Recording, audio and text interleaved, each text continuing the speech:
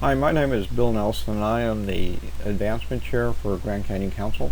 And we're going to have a presentation today on the Eagle Scout Service Project Coach. This is a district position, and we're going to talk about the position, what it does, the job responsibilities of a service project coach, and how it differs from the unit Eagle Advisor and other positions that might be in existence in the district and council. So to begin with, we need to get back to basics and remind ourselves of the mission of the BSA, which is to prepare young people to make ethical and moral choices over their lifetimes. Basically, what we want to do is we want to create men of good character. That's the mission of the Boy Scouts. And we have three aims to accomplish that mission. You may have seen these aims before, but if not, there are three aims that we have, and everything we do tries to address one of those aims. And those three aims are character development, citizenship training, and mental and physical fitness. So that's the basics of everything we do, and that includes what a Eagle Scout Service Project Coach would do as well. The Scout is helpful, and that is why we have a service project, and it's embedded in our oath and in our law. So that's moving forward, why we do this, and why he has to do a service project, is to instill in the Scout the fact that he is to be helpful at all times for the rest of his life, and one of the ways is by doing service to others. If you've been in other trainings, you know that there are 8 methods to the Boy Scout program, and obviously the project, the Eagle Scout project, fits into the advancement method. But it also fits into some of the other methods that we have. Leadership development and personal growth are two of them that come to mind. So the project is part of the 8 methods that we use to achieve the 3 aims of scouting. Let's talk about the qualifications for being an Eagle Project Coach. The coach must be registered in the BSA. There's no Eagle Project Coach registration code, so they should be in, but they need to be registered. And they can be registered in any position. They could be a district member at large. They could be a committee chair of a unit. They could be a scoutmaster. They can be in any position, but they need to be registered as an adult. And they obviously have to be current in youth protection training and understand what the policies are there, because they're going to be dealing with the youth. So they have to keep their youth protection training current. That means that every 2 years they have to renew it. Youth protection training expires every 2 years. And they have to be approved by the district or council advancement chair. They can't just raise their hand and say, I am one. They need to be appointed and approved by the district or council advancement chair. When the district or council advancement chair looks for somebody for this position, they should look for somebody who understands the Eagle projects. What makes a good project, something about planning. There's a lot of planning that's involved with developing a project, and so they should know a little bit about how to plan a project, and they should know or can learn what is the process, the whole Eagle, Life to Eagle process that's being used in the district and in the council. And we will be showing a lot of resources to how so that people can grow into this position.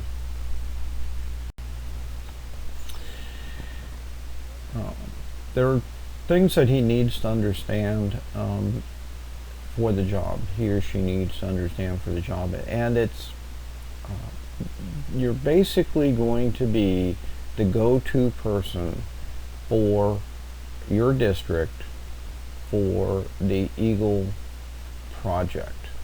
So understanding as much as you can about how Scouts should be putting on an Eagle project is kind of what your job is, because you're going to be mentoring and coaching the Scouts through that phase of their Life to Eagle process. So where do you find information? In the Guide to Advancement, we have in sections 2 and 8 and 9 a lot of information that will help you understand that whole process of putting together a project and what happens, after he puts together a project and finishes it. So there's a lot of stuff in the Guide to Advancement. The Guide to Advancement is available at the Scout Shop. It's also available online at scouting.org/advancement. So you can get it either way. It's recommended that you really read these sections of the Guide to Advancement to understand what is required for an Eagle project. Also, the Grand Canyon Council has an Eagle page, and if you go to grandcanyonbsa.org/advancement, over to the left there's a tab that says Eagle Scouts. You click on that and you get to the Eagle page. Basically, understand everything related to a project that is on that page. So read all the stuff that's on the page and understand anything that's there that has to do with the project, because that's going to be where your expertise lies. Okay, so when do you get involved with the Scout as in a District Eagle project coach? You would start getting involved with the Scout after the Scout has gotten his project approved. You're not involved with the approval process of the project. So someone in your district will have approved the project.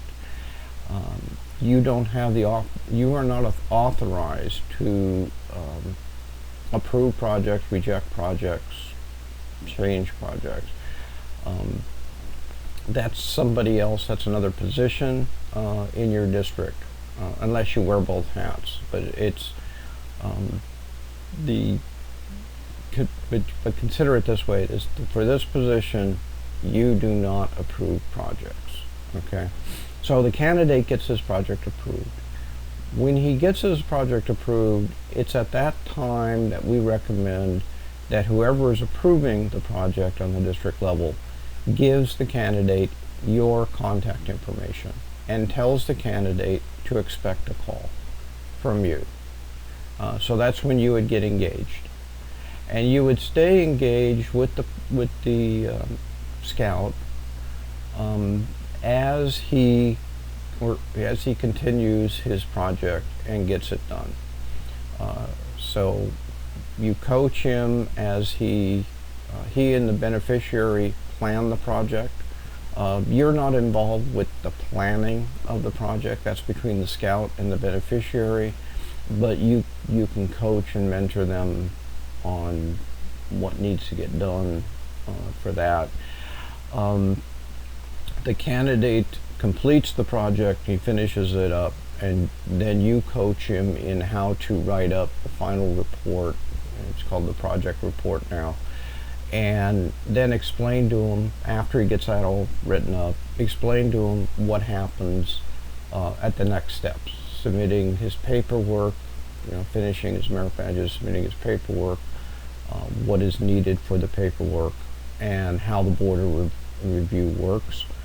Your job is not to fill out the paperwork for him, and not even after you've told him how to do it, you basically drop out.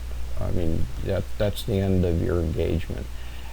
You can help him through that process if you wish, as just on your own to take that on, but it's not part of the job.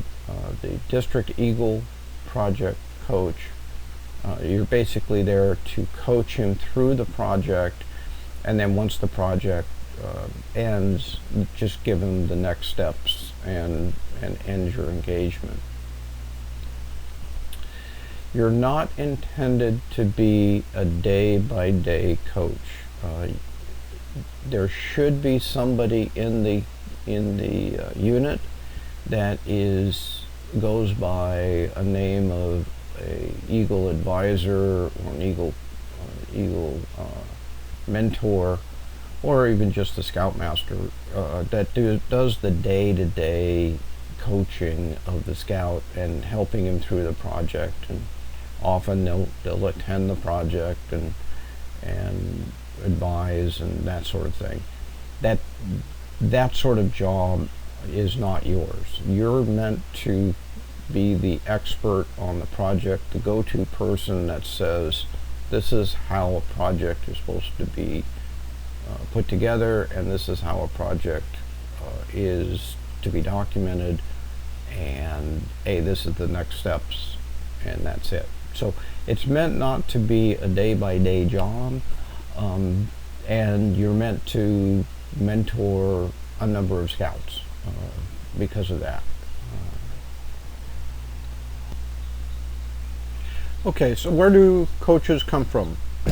So it's up to the district to designate who should be a project coach and how to organize that pool of volunteers to be a coach, and also how that coach is assigned to candidates. Our recommendation is that at the time that the candidate has gotten project approval, that the approver gives the coach's contact information to the Scout and tells the Scout to expect a call. That means that the approver also needs to copy down the Scout's contact information and give that information to the coach so the coach can make that contact. Now that differs from a unit mentor or advisor. They're not designated the same thing as a designated district project, Eagle project coach. A unit mentor or advisor, that they are meant to provide ongoing life to Eagle mentoring and coaching and pushing and getting the Scouts ready for their Eagle, and walking the Scout all the way, helping the Scout through the entire process, including the Eagle project process. You as a district Eagle project coach, you're more of the go-to person for these people as well as the Scout. So you're the guy who understands what is required for the Eagle project by the district, the paperwork around it, and the whole process of planning the project and getting it executed. I have another slide on mentors and advisors that go into more detail. This is the other slide. On the left here you'll see it says Life to Eagle mentor or advisor. That's the in-unit person. He's basically there for the entire Life to Eagle process. His focus is making sure the Scout gets through the board review for Eagle and gets the Eagle.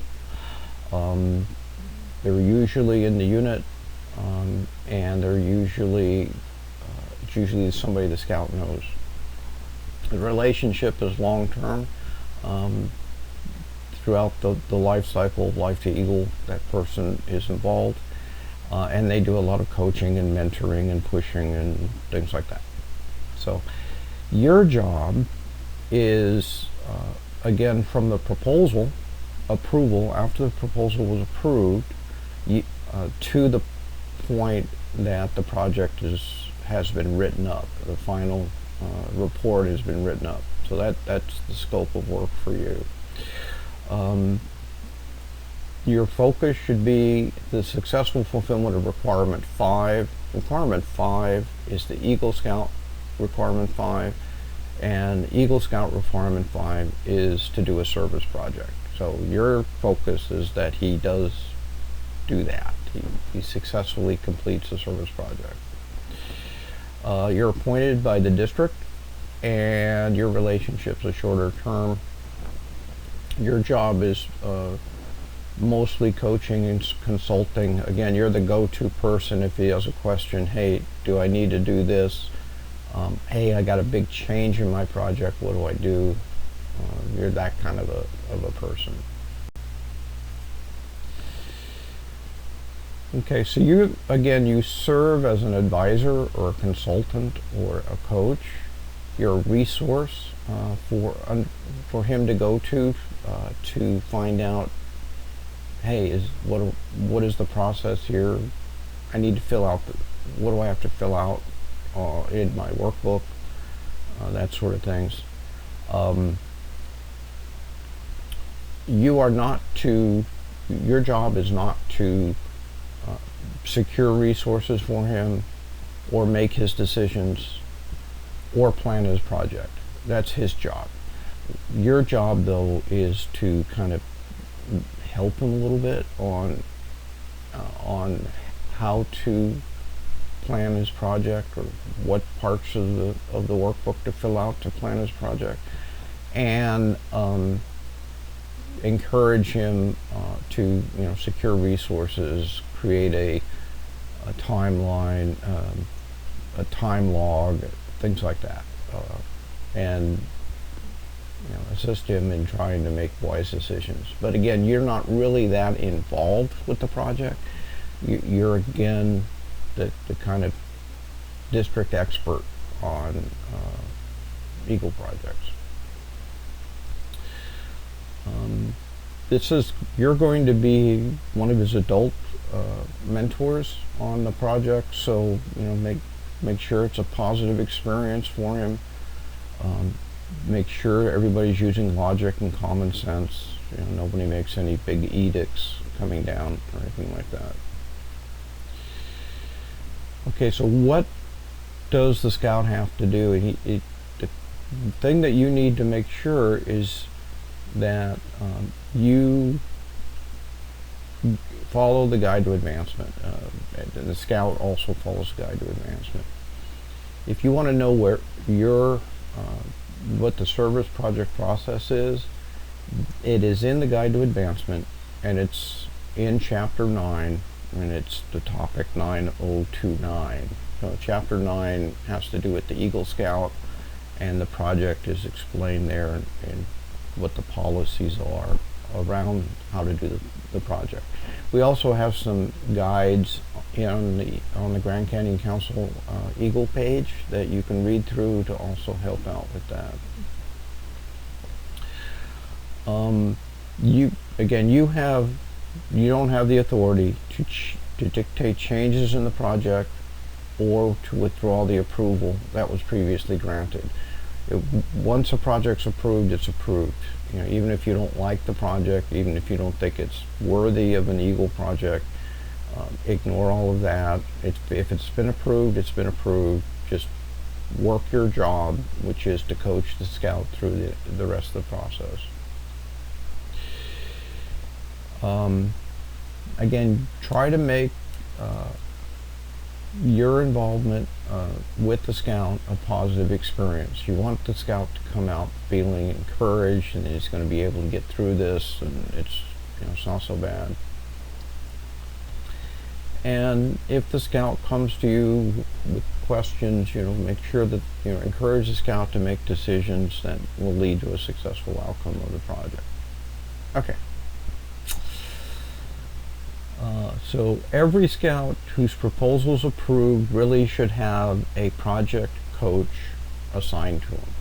So that's up to the district to do that. It's a requirement from national. So every scout should have a project coach assigned to him. The assigned coach should contact the scout and suggest a first meeting. Either make a phone call. That's the best way usually of getting a hold of a scout. Scouts don't normally, in this day and age, use a lot of email discussions. You may get frustrated sending emails to scouts. They won't reply to emails often. I don't necessarily recommend that unless you pre-arrange with the scout that that's how you're going to do it. In this day and age, young men use texting and telephone, just calling each other. You could set up a video conference instead of a face-to-face meeting. Remember, when you do your meetings, you have to follow the guide to safe scouting, and you can't meet with a scout alone. So the scout doesn't have to accept your assistance, so it's up to him. It's an optional thing for the scout. So you're assigned to him, you reach out to him, and the scout can say, well, I don't need you, right? But you should tell him, that you can add value, you can help him through some of the harder spots of the process, and make it easier for him.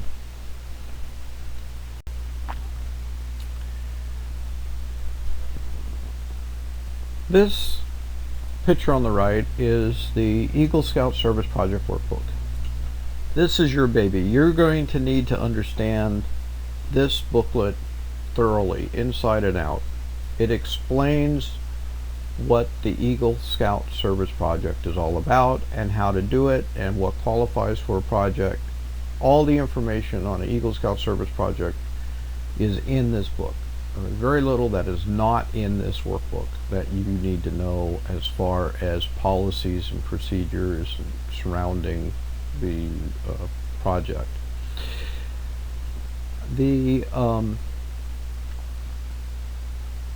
This booklet is available at our Eagle Scout page for download. So you can go there and download it. When you download it, let me give you some caveats here. It is a PDF file. It's a fillable Adobe Acrobat file. It has to be downloaded to hard disk and open with Adobe Reader. It must be opened that way. You cannot open it by double clicking on it and opening it in a window. It must be downloaded to a hard disk and opened with Adobe Reader. We run into a lot of problems with people trying to just open it by double clicking. When you go to our web page and click on the link, it will actually show you that or give you instructions that you have to download it. You have to right click and download it. And people don't read those instructions. They just click on it and it tries to open up in a window, and sometimes it works and sometimes it doesn't work. And so you want to tell the scout that he has to download it to a hard disk and then open it from the hard disk, and then it'll work. It'll work on a Macintosh, it'll work on a PC in Adobe Reader if you do it that way. Okay, so that's a caveat on this file. And the reason why it doesn't work by just opening it up is because it's a fillable PDF, and it has some codes in there that Adobe puts in that don't work inside a browser, and it has to be opened with Adobe Reader. It's kind of a nice book. If he fills in like his name on the front page, it copies his name in all the other pages that the name has to be on. So it does things like that, which is kind of nice. It has different sections to it. The most important thing for you and the scout is to read the booklet. Before you do anything else, read the entire booklet. There are instructions in the booklet that explain to the scout what is required for a project and how to get it done. It saves a lot of frustration and time if he reads the booklet. So that's what you want to get him to do. When he comes to you, he has already had the project approved. When he signs the proposal section, he says he's read the pamphlet. So you could remind him that he said he read the pamphlet, but make sure he has. And if he hasn't, set him down and have him read the pamphlet so that he knows what it is that he's doing. Okay. The very first section of the booklet is kind of an overview instructions of how to do a project, and then the next section is that's called the proposal section. He's already filled that out before he's gotten to you, and he's already gotten his proposal approved. So at that point, it's done. That section is done. You can't revisit the approval no matter what. Once it's approved, it's approved. So you go with whatever was approved and go forward. You don't have the authority to change that. So that approval section's been done and it's been signed off. The inside the workbook is a fundraising application, and we'll go more into fundraising on another slide, but that application is in the workbook. Then there is a project plan section of the workbook, and that's your baby. We're going to talk a lot about the project plan section of the workbook. You're going to guide the scout through putting that plan together. And then he executes the project, and then there's a report. It used to be called the final report. There's a report at the end that is mandatory. He has to fill out the report. And after he does the report, and that final report is signed off by the beneficiary and the scoutmaster, then the scout, and then the project is considered complete. That's the end of the project. So at that point, it's just getting him ready for the board of review and what instructions you give him for that.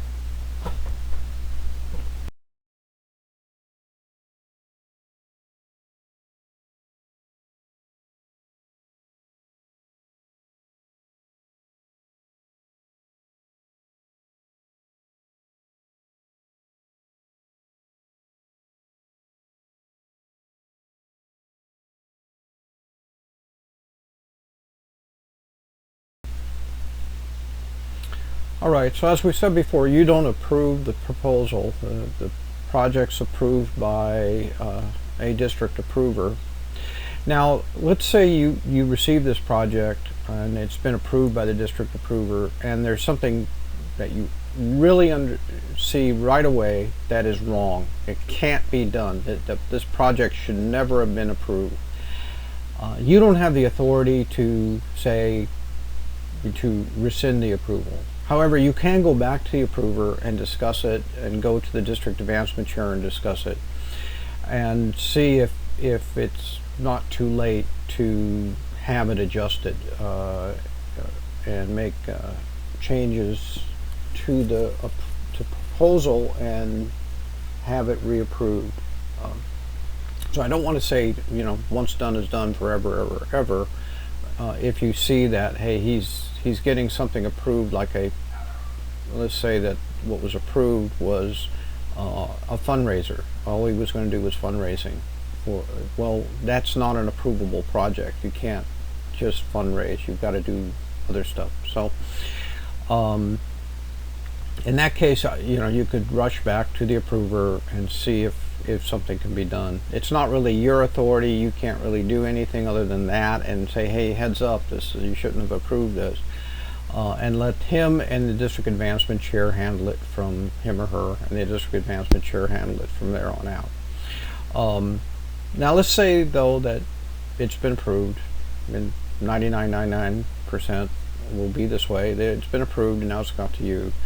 So it's good for you to know what they looked at to approve the project. They, in the approval section, what they did was they looked at, in fact, these 5 tests, and the first one is the hardest one for them for making a determination.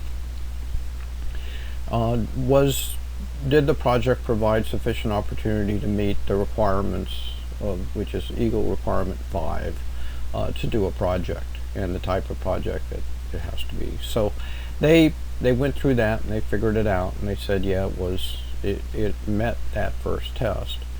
The second test is the project feasible, and can it be done? You know, he's not building a house, he's not building a ship, you know, he's doing something that's really feasible. And number 3 is, are there safety issues being addressed in the project? Number 4, are there action steps for further detailed planning are included? So in the proposal section, there's a section there you should look at it. It's a plan to plan. How was he going to go about planning his project? You're going to be involved with the planning part, so it's kind of would be of your interest to look at that plan of the plan section to see what he put in there. And then finally, the young man is on the right track to have a reasonable chance of a positive experience, because we want him to have a positive experience out of this. Okay, so on your job, before the scout actually begins work on the plan section, make sure you discuss with the scout how the project proposal approval process went. You know, ask him how it went. Were there suggested changes from the district person? What did they concentrate on? What was the discussion like? Because that's going to help with the planning process. Make sure that he understands that where the project plan section of the workbook is. Go over the different parts of it, kind of walk him through what he has to fill in there, and then ask him how he intends to plan the project. And you know, is it going to be, you know, what are intentions there? How is he going to get together with the beneficiary to make sure the beneficiary is in line with what his plan is? So again, that's more of a plan to plan, right? How is he going to go about planning the project? Again, you don't plan the project with him. He does that with the beneficiary. So what you're doing is giving him guidance as to how to fill in this middle section. And then use it, right? A plan is to be used. You don't fill it in to fill it in. I mean, it makes absolutely no sense at all for him to complete the project. Everything was successful, and he goes back and fills in the middle section. We are not teaching boys to be bureaucrats, all right? We're teaching boys to plan a project and execute it. If he successfully completes a project without filling in that middle section, okay. I mean, the plan, there was a plan. It may not have been documented, but there was a plan because he executed it and it was successful. You know, we really would rather see him plan it first and then execute it, but the requirement is to do the project, not to do a lot of planning paperwork. So keep that in mind. Don't be a bureaucrat and say, well, okay, you didn't fill this section out. You did your project, now go back and fill out the section. No, we're not going to do that. The section that has to be filled out is the final report, all right? But in the planning process, you know, make sure he understands that the plan is there. He should be filling it out. He should be working with the beneficiary to help fill it out. And he should work to that plan. Talk to him about any issues that might be there, that if he ignores those steps, there could be problems, right? It could be health, safety, environmental issues, or whatever. So make sure he's doing that when he's planning. While you're reviewing the proposal, it's a good time to remind the scout to make sure he is keeping track of everyone's time.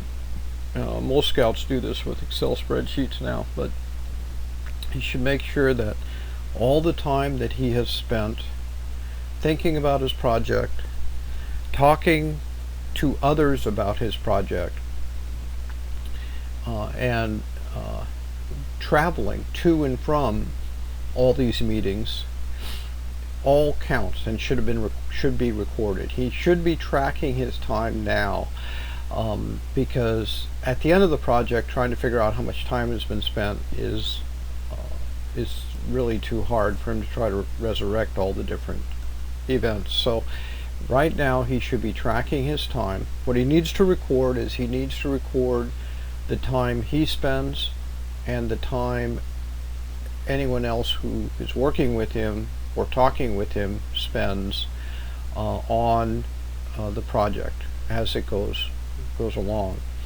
At the end of the project, when he writes up his final report, he's going to need to know how many total number of scouters, registered adults worked on the project, how many non-registered adults worked on the project, how many registered youth worked on the project, and how many non-registered youth worked on the project. And he needs to know total times for each of those categories. So he needs to keep track of everybody's time. One of the things at the council level that we notice as these projects go through is that most of the time the scouts shortchange themselves as far as the number of hours that it takes to get a project done. There is no minimum, by the way, number of hours for a project, and there is no maximum number of hours for a project. Whatever the scout puts down, we record, and we don't judge the quality of the project on the number of hours that the scout spends on it.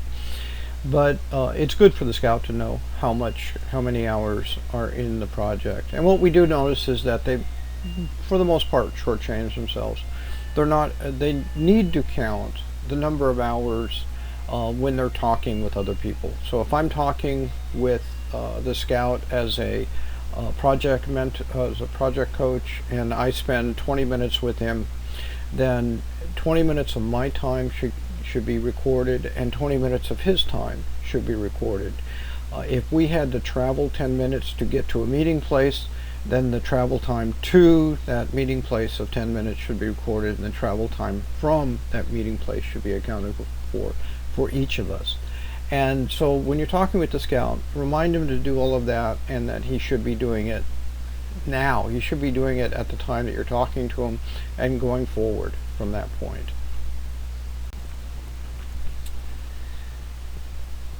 Encourage the scout to start work on his plans with a certain schedule in mind. And it is important that the beneficiary knows when the scout is planning to do things and what he's planning to do. And this is not something that the scout just springs on the beneficiary. So it is important to try to emphasize with them that it's important that the beneficiary is approving what's happening and when it's happening, so that they're in sync. All right. The beneficiary doesn't have to approve the middle section. There's no place for the beneficiary to sign there. But the beneficiary needs to know what's going on, when it's going on, and approves that. It's not the scout telling the beneficiary. The beneficiary is going to approve the fact that the scout's coming in and doing something at a certain time, and what that is. If there's any permits that are needed, try to make sure that the scout understands that, hey, you might have to get permits to do this, or check with the beneficiary if permits are needed, and make sure that you have time in your plan allocated to how long it would take to get permits, because sometimes permits take a long time to get. So that's part of the planning process, is to allow in your schedule for permits. Sometimes the project is to put something in a school, right? To do something in a school, and then they have to go to get approval from the school board, and that's going to take time. So that should be part of the schedule and the plan. And then discuss any special skills required to execute the plan, the project. Do you need somebody to bring in a cement mixer, or do you need somebody that has a skill in carpentry? What is it that, are there any special skills, and how is he going to get those skills?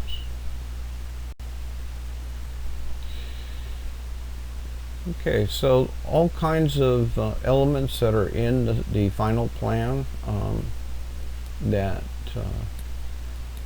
the scout should go through, and you can go through. I'm not going to read off all these points on this slide, but these are the sections that are in that planning section, in that middle section that you walk the scout through and discuss. So there are things there that will help the scout have a successful project as you walk them through these things. When you're talking to the scout, show them the publication called Navigating the Eagle Scout Service Project, Information for Project Beneficiaries. It's located as a separate publication on our Eagle Scout page, but also it's inside the workbook. So if you're looking through the workbook, there should be in the back of the workbook this guide. It's a 1 or 2 page guide that the scout can give to the beneficiary, which kind of explains what an Eagle project is. So it's a nice handy guide to give to the beneficiary to explain the ins and outs of the Eagle project. Encourage the scout to call you if he has any questions or he needs advice before he makes radical changes to his projects, for example. He probably should touch base with you, things like that. How to handle changes, as long as we're talking about changes. Life happens, and things can change. If there is a substantial change, a major change to the project, then the scout should go back to whoever approved the project and get an authorization from that person in writing, email, or something that from that person that says, yeah, we discussed the change and the change is okay. Now the change could be anything, but a major change in a project would be something like, instead of putting in a flagpole at the school, he's now putting in a flower bed, or instead of building a bridge, they are going to do some trail restoration. Very often a beneficiary changes their mind, somebody else does something happens, and the project changes. When that happens, you don't have the authorization to approve the change. It has to go back to the person who approved the project, and that person then needs to approve the change. Make sure that once the plan is done, encourage the scout to show you the plan before he starts execution. For one thing, it gets another set of eyes on the plan to make sure that he's, to walk through it with him to make sure that he's not forgotten anything. And the other is it kind of helps put in a milestone there between the planning process and the execution phase. So he's not like planning a little bit, executing, planning a little bit more, executing. That can work, and but what we really would like to see him do is plan it and then execute it. Fundraising. Fundraising often brings up a lot of questions, and there is a guide on the Eagle Scout page that I would suggest you download and read, and it's called the Notes for Eagle Project Approvers, Unit Leaders, and Boards of Review. And this guide goes through how to approve projects, but also in the guide it talks about fundraising. Fundraising happens during your watch, right? It happens during the whole execution part of the project. And there is a form out there that they fill in if they're going to do fundraising. Now let's talk a little bit in general. We would prefer that the scout do no fundraising at all in the project. We do not get involved with it and just get donations for everything he needs to get the project done and do it that way, and not have money going through the scout's hands. But it happens, and it's very common for fundraising to happen. One thing is that the project itself cannot be primarily a fundraiser. So it should not have been approved if all the scout is doing is raising funds for the beneficiary. That's not an approved project for the BSA, and it's one of those things that the approver should know about and should not have approved the project. If you find that did happen, good idea to talk to the approver about it and say, gee, you know, that this is a rule. It's in the Guide to Advancement in Section 9. That's not to be primarily a fundraiser. You might want to contact the scout and revisit this. So fundraising is only permitted to raise funds for materials and services that are required during the project to get it done. And food, right? It's going to feed the workers food and drinks. So any contributions that are coming from the parents, relatives, the chartered organization, the candidate, or the beneficiary are not, we don't have to fill out any forms for those. There's no limit to the amount of money those people can donate to the project, and we don't go through any paperwork on it.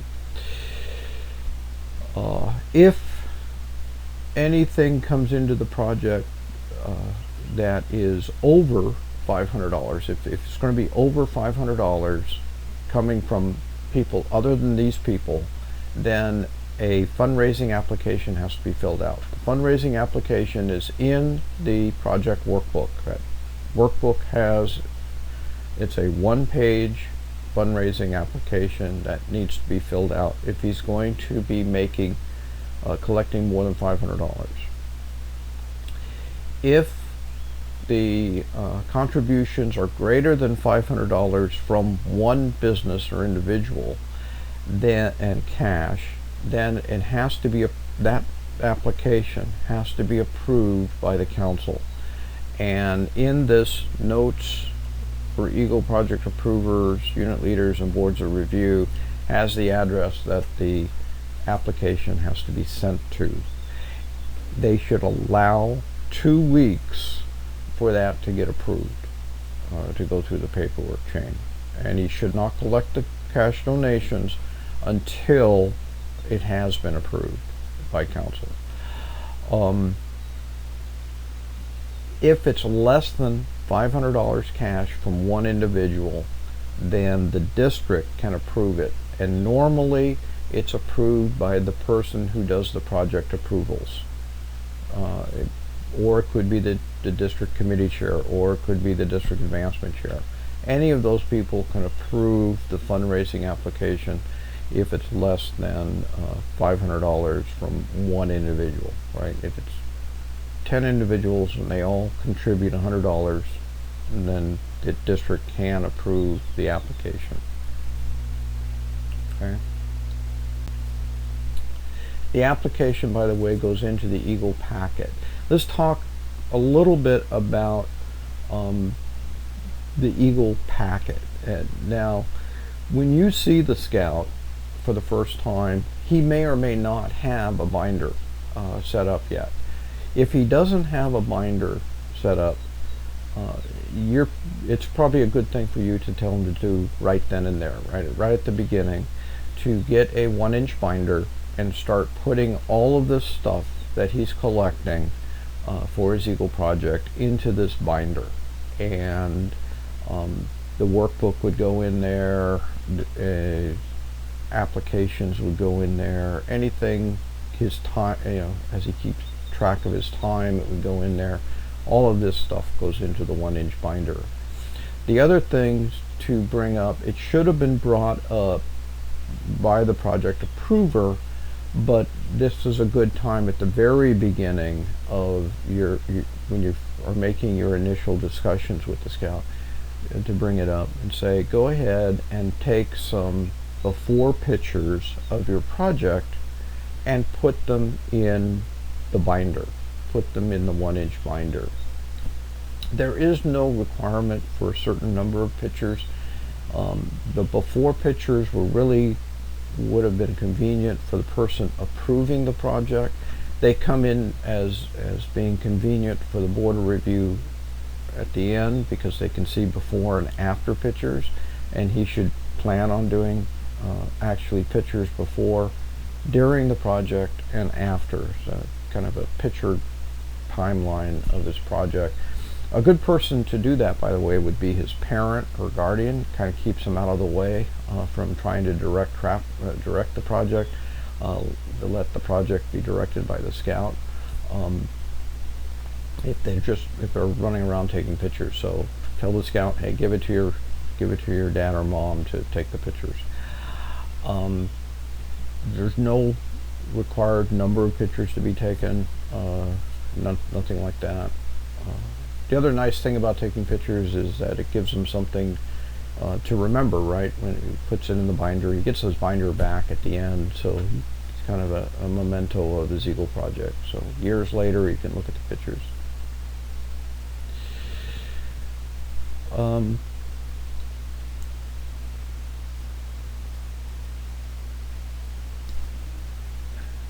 One of the things on fundraising that's on this slide is that no Scout leader at any level can require fundraising of an Eagle project. Keep that in mind. The fundraising, again, we would rather that the Scout not do any fundraising if that could happen. Just getting the Scout involved with fundraising is just a lot of work. There's a question that comes up with fundraising: should the money that the Scout collects go into the troop account and then the troop pay back the beneficiary? The thing is that needs to be clarified with the units, if that question comes up, is that any money collected is money being contributed to the beneficiary. It's not money being contributed to the Scout, and it's not money being contributed to the troop. It's money being contributed to the beneficiary. And that needs to be clear with the Scout. It needs to be clear with anybody donating money that they are not donating to the Scout. They are donating to the beneficiary. So the whole project is for the benefit of the beneficiary. So anything collected and donated is being donated to the beneficiary. So moving money in and out of a troop account is probably not the wisest thing to do. So everybody needs to be clear: money going in donated to a Eagle project is being donated to a beneficiary. And those monies, by the way, can't be held and given to another Scout for another Eagle project, for a different beneficiary. Because again, it all goes to the beneficiary. All donations go to the beneficiary. Okay, so again, you're at the initial discussions. You're talking to the scout initially. He's starting to work on his plan. You want him to work on his plan. Tell him when he's got the plan done, or substantially done, or come back and show it to you.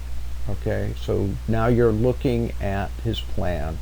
Look for strengths in his plan, and encourage him where he's done a good planning. Weaknesses in his plan.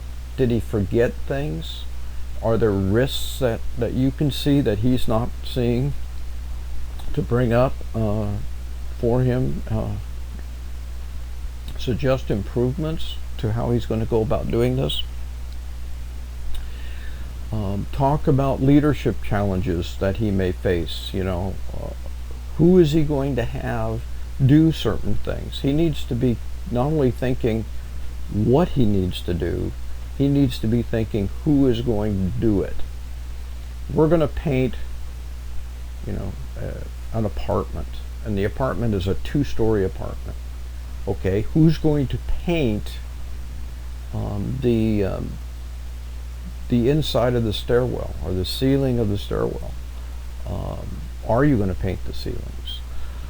Who's going to be on ladders? Who's not going to be on ladders? What are the problems with 11, 12-year-old boys and paintbrushes? What do you need to consider? What challenges are you going to face, and how are you going to make sure that things go smoothly? All of that he should think through, and some of that stuff put in the plan, and some of that he just needs to think through. If you have concerns with the project, feel free to meet with the scout, his parents, the unit leader, or the beneficiary, and discuss the concerns. If you see trouble happening or going to happen, speak up. That's one of the reasons why we have your eyes and ears on the project. Realize it's not your job to do the project, and it's not your job to do the plan. It's the scout's responsibility to implement the job. It's the scout's responsibility to implement the plan. It's the scout's responsibility to do the paperwork. I don't know how many times I get phone calls from mothers and dads trying to fill out the workbook or trying to fill out the application. It's really the scout's responsibility to get the paperwork done. And the final design issues are ultimately between the scout and the beneficiary. Again, it may not be the way you would plan a project, but remember, he's a young man and he's trying to get the job done as best as he can with little to no experience. This is probably the very first time in his life he's ever had to put together a project and had to plan a project. So it's not going to be ideal, and the planning is not going to be ideal, but he'll probably get it done, and that's all we ask of him. Okay? Then once the project is finished, he does the project report. It used to be called the final report. The project report at the end he completes, and he has to fill that out in its entirety, and he has to get it signed. The board of review will probably cause issues if it's not done. Walk through that report with the scout and what needs to be put in there, and make sure he understands all the sections and all the different pieces to put in there. You could suggest to the scout to submit a draft of the final report to you to review. It may or may not be necessary. The report's not all that detailed. It's something that's probably simple, and the scoutmaster can help him through. But if you feel that he should do that, you feel free to do that. These are the sections that are in the project report. Again, just walk through those sections with him.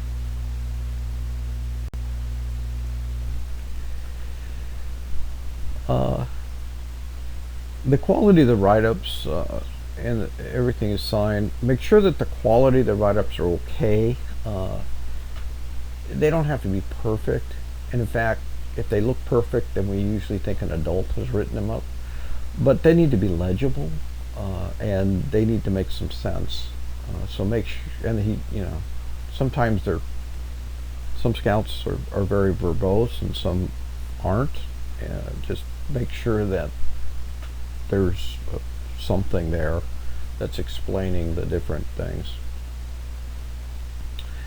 So, and something to think about on your side for for requirement 5 to be met. The scout had to have planned and developed the project, and he had to show leadership to others, and the project had to be helpful.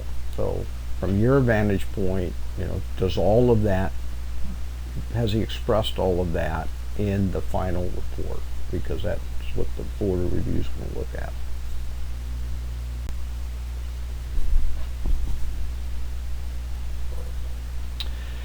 We know we've achieved success if the scout has led the project and he's been helpful to the beneficiary, and he feels satisfied that he's done a good job.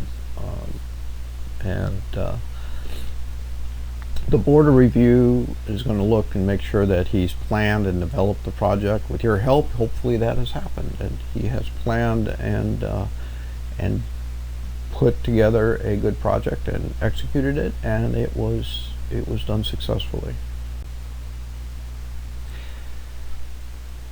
Review the rest of the paperwork that the scout needs to put into his packet to before he hands it in to the reviewer with the scout. And to find out what that is, it's all in the README First file that's over at our Eagle Scout page on the Council Eagle Scout page.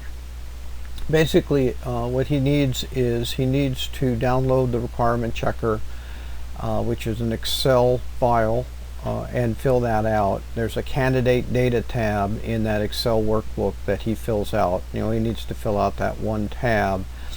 Now, the electronic Eagle requirement checker is an Excel workbook. It only works in Excel.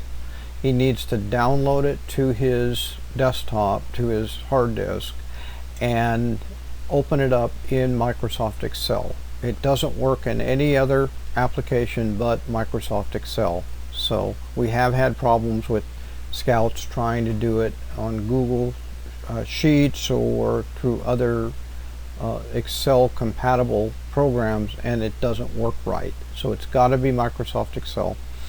It's not required that he fill that out, but it really helps the verifier and the other people that look at the application to make sure everything is okay. So it's basically a checklist, a checker. It checks dates of when he did the merit badges and when he got his Scoutmaster conference and what positions or responsibility he did and when he did them and things like that. So he downloads that and fills out the candidate data tab of that.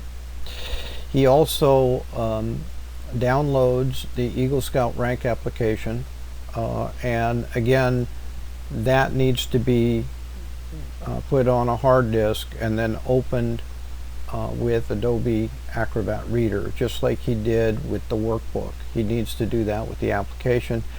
It then he can fill it in with it's a fillable form. It's a fillable PDF, and he fills it in, and that's what he signs, his committee chair signs, and his Scoutmaster signs, unit leader signs, and that gets put into his Eagle packet. That's the official application. Again, that has to be downloaded onto a hard disk and opened with Adobe Reader. Doesn't work exactly right if he tries other methods of filling it in. There's a file out there, and all these files are on our Eagle Scout page, and there's a file called Requirement 7, and that is a simple one-page template that's in Microsoft Word. And it is where he fills in his life ambitions, which is what he wants to do for his life. Does he want to go into a profession? Does he want to be a woodworker? What does he want to do? And also his life purpose, which is how he wants to be known. He wants to be known as a good dad. He wants to be known as a good citizen. What is his life purpose? And a list of what he has accomplished outside of scouting that shows leadership. So if he was a section leader in marching band, he would put that down. So things that he did outside of scouting that showed leadership. So those three things are put in. We have a little template. He doesn't have to use the template, but it's convenient. The template's in Microsoft Word, and he can open that up and write it up. And then he needs to get 6 references, 5 if he is not employed. If he works, he needs a reference from his job, but that's optional. So he needs 6 references, 5 if he's not employed, and those would come from those. We give him a form. It's a Microsoft reference letter form. He can download that and print it off and hand it to the people that he wants references from, and they can fill them out in a couple of minutes. It's just basically check boxes that they fill in, and they put those forms in a sealed envelope and give it back to the scout. He puts it in his packet and hands it in.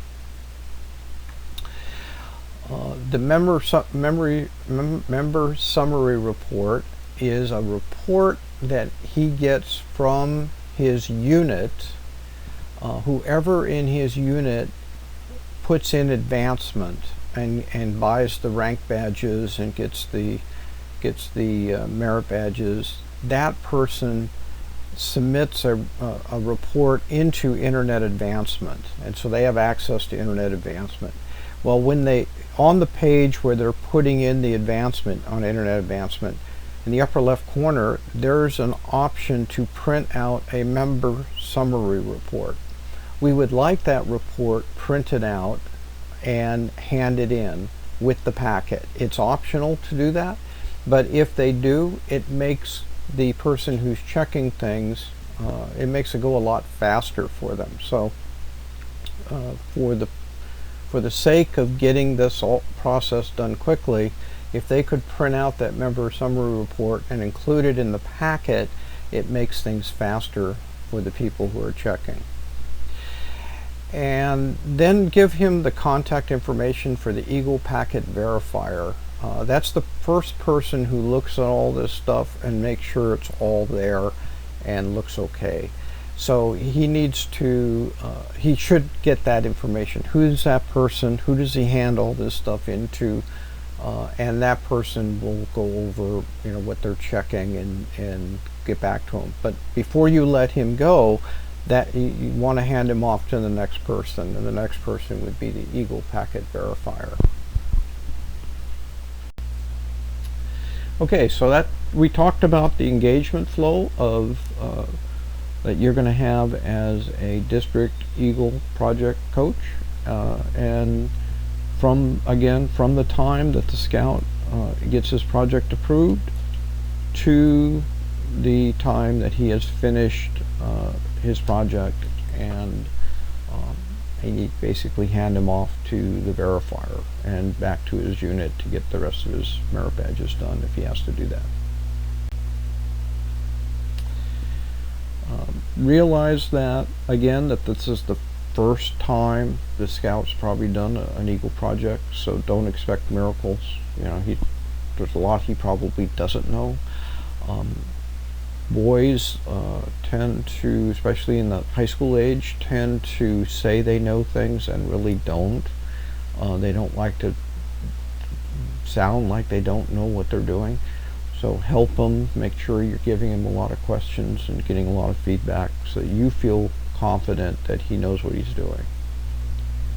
And remember, this is all an educational experience. That the goal here is that the boy is educated and learns something out of the process. The goal is not the project. The goal is the learning experience and his growth in character development and leadership learning.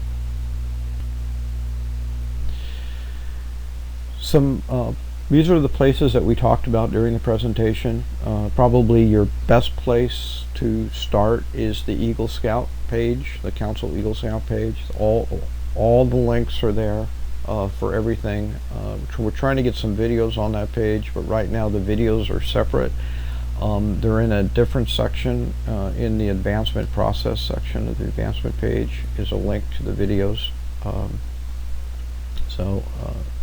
Good things for you to go to, review the videos. You're going to be the focal point, kind of the expert on the projects, so get as much information as you can on projects. That guide to advancement I talked about, and we talked about the different sections there. Your baby is the Eagle Service Project Workbook. Understand how that works, ins and outs of that.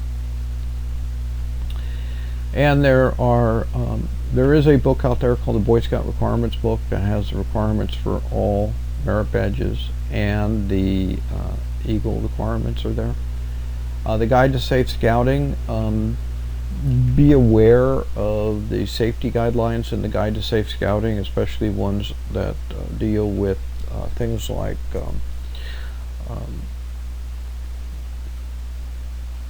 anything having to do with power tools or sprayers or ladders or anything like that, because those tend to be used in projects. There is an age guidelines for tool use and work at elevations or excavations, and it's also in the Guide to Safe Scouting to take a look at that. So this ends our presentation on the Eagle Project Coach. We have other presentations out there, and again, those presentations are in the advancement process section of our our advancement pages up on the council site. Take a look at those. We've got presentations on the Eagle Scout Service Project, on the Eagle Scout application process, Life to Eagle process, on boards of review. We've got other presentations out there. If you have any questions at all dealing with your job or advancement in general, feel free to send them to this email address, gccadvancement1@gmail.com, and we'll be happy to try to answer them. Thank you for being with us today, and hope you have a great rest of your day.